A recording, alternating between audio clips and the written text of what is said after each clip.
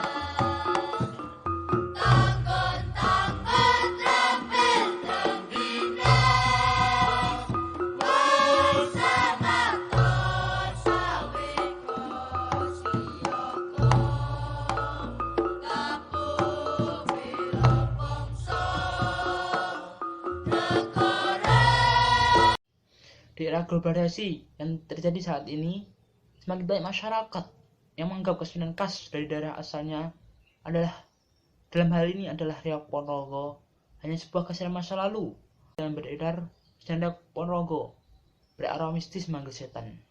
Dalam kenyataannya, semakin banyak masyarakat yang melupakan warisan kebudayaan daerah seperti Reok Ponorogo sendiri karena semakin majunya hiburan. Reok Ponorogo yang merupakan kesenian khas daerah Ponorogo, daerah saya sendiri, akan luntur jika tidak ada campur tangan pemerintah dan seluruh elemen masyarakat dalam masa kesenian tersebut. Masalah pelestarian seni budaya Reok Ponorogo jadi tanggung jawab kita bersama, baik pelaku seni, masyarakat, dan juga pemerintah. Jangan sampai terulang kembali seperti dahulu warga negara lain yang bukan merupakan kesenian khas daerah tersebut, malah mereka mau melestarikan budaya masa lalu itu. Semua itu akan berdampak pada kontroversi kalau negara tetangga mau mengikuti kesenian khas daerah kita. Salah satu beredar bahwa negeri jiran mengklaim reok adalah keseniannya. Berita tersebut membuat warga masyarakat Ponorogo dan instansi pemerintah sempat kaget dan kecewa. Dengan cepat pemerintah Kabupaten Ponorogo langsung mendaftarkan Reok Ponorogo sebagai hak pilih Kabupaten Ponorogo. Dengan kejadian tersebut bisa menjadikan pelajaran penting bagi seluruh masyarakat Ponorogo dan mengingatkan kita sebagai pewaris budaya reok agar terus menjaga, melestarikan, dan melindunginya.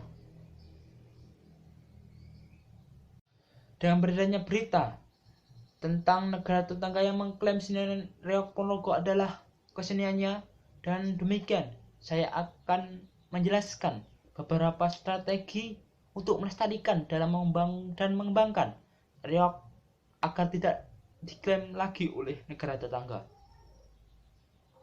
Yang pertama, bangun sistem pewarisan dan kaderisasi Konco Reok Ponorogo. Yang kedua, menyelenggarakan latihan rutin dan pagelaran.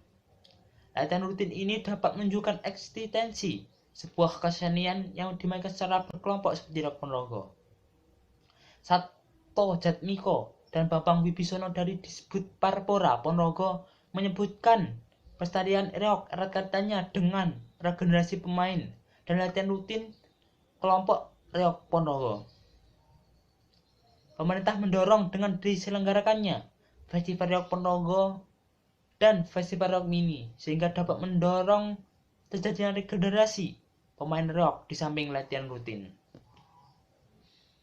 Yang ketiga, membangun organisasi dan manajemen komunitas yang baik.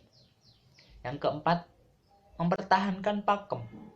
Artinya kesenian reok memiliki akar sejarah yang sering dirujuk dan dijadikan pakem dalam memainkannya. Pakem reok Ponorogo tercermin dalam buku kuning yang dijadikan pedoman bagi seluruh pentas Ponorogo. Maksudnya pentas seni reok Ponorogo. Mesti terdapat perbedaan dalam menyikapinya, baik secara utuh maupun parsial.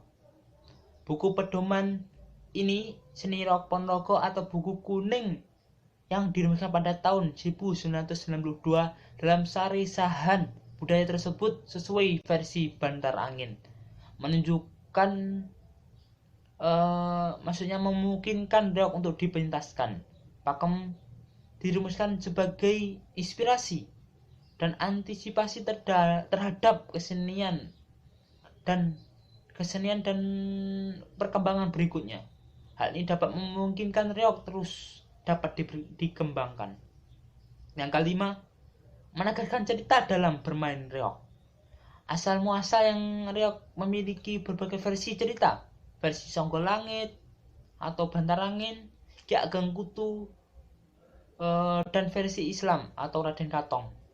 Tapi menurut sesepuh salah satu kelompok reok Ponorogo, cerita Bantar Angin tentang Kerajaan Kediri merupakan versi asli dan dapat dijadikan basis dalam upaya mengembangkan reok dan karakternya. Yang keenam, membangun dukungan masyarakat dan pemerintah.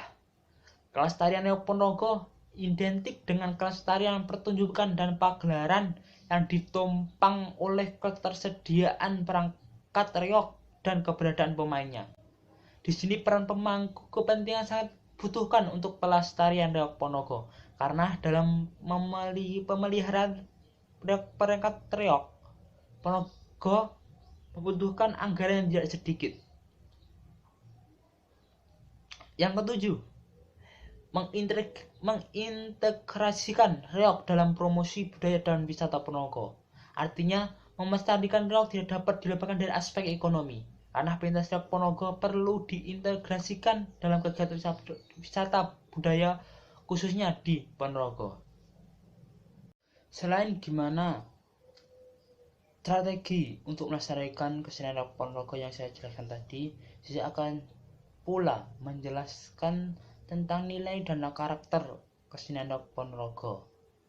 Ada dua unsur yang saya akan jelaskan. Yang pertama, instrumen atau peralatan seni reok Ponorogo, dan yang kedua, ragam tari kesenian reok Ponorogo. Di sini saya bahas saya akan membahas yang pertama terlebih dahulu tentang instrumen atau peralatan seni reok Ponorogo. Makna yang saya ambil sini adalah makna dari bahasa Arab, dan contohnya saya sertakan di samping. Yang pertama, reok atau dedak merak memiliki makna akhir atau kesudahan. Yang kedua, kendang memiliki makna mengendalikan. Yang ketiga, ketipung memiliki makna balasan.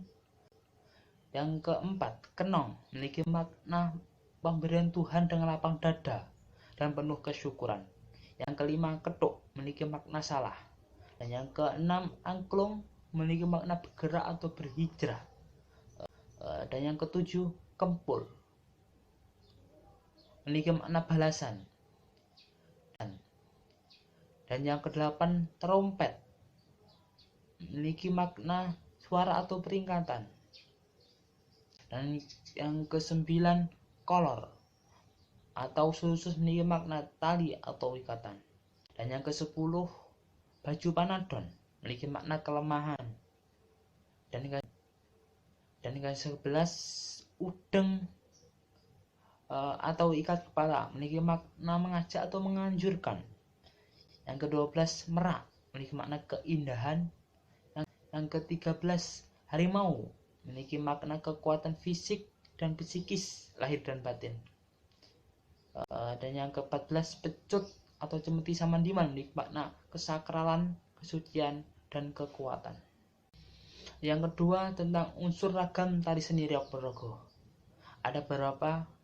Yang pertama, tari Riok memiliki makna kehati-hatian, menjaga kesucian diri, lahir, dan batin. Dan yang kedua, tari Jadil memiliki makna kesiapsiagaan atau kewaspadaan. Dan yang ketiga, tari Dadak Merak memiliki makna pertaubatan, iktiraf, menuju kebaikan dan pencerahan hati. Yang keempat, tari Bujang Ganong memiliki makna optimisme. Dan yang kelima, tari Klono Sivandona memiliki makna kepemimpinan, ketaatan terhadap ulil amri. Sekian review saya tentang konservasi kesenian Riok Ponorogo yang ada di daerah saya. Semoga bermanfaat. Terima kasih dan sampai jumpa.